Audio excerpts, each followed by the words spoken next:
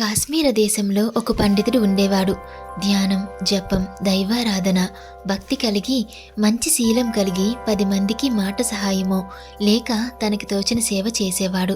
అలా కొంతకాలం జరిగిపోయింది. కానీ పండితుడికి జీవితంలో ఒక్కనొక సమయంలో శనిగ్రహ సంచారం ఉందని తెలుసుకున్నాడు.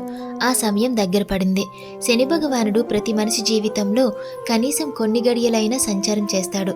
అది విధాత సృష్టి చేసేటప్పుడు శనితో ఒప్పందం. అలా ఆ పండితుడికి శని సమీపించే గడియలు వస్తున్నాయి.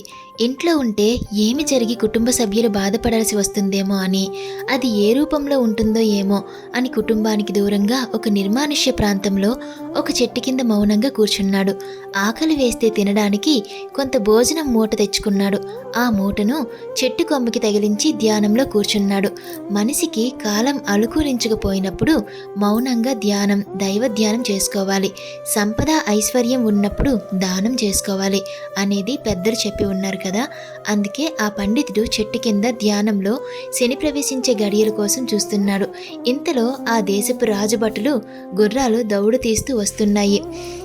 ఇక్కడ చెట్టు కింద మనిషిని చెట్టు కొమ్మకి తగిలించిన సద్ది మూటను చూసి, అరే ఇతనే ఉన్నట్లు ఉంది, మన రాజావారి నగలు దొంగతనం చేసిన మనిషి.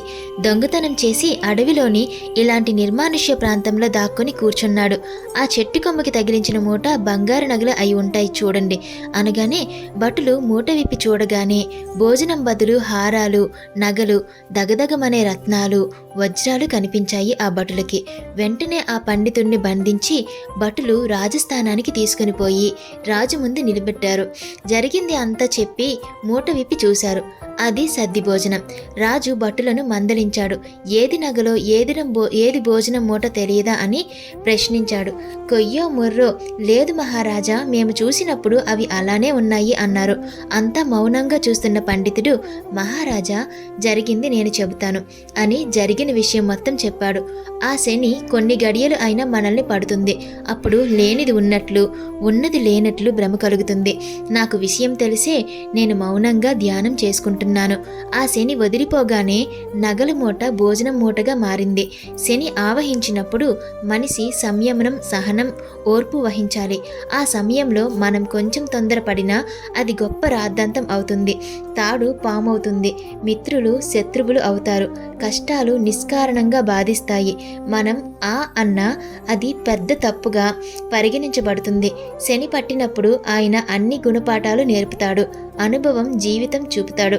మనం న్యాయంగా ధర్మంగా ఉంటే మనకు మంచి చేసిపోతాడు.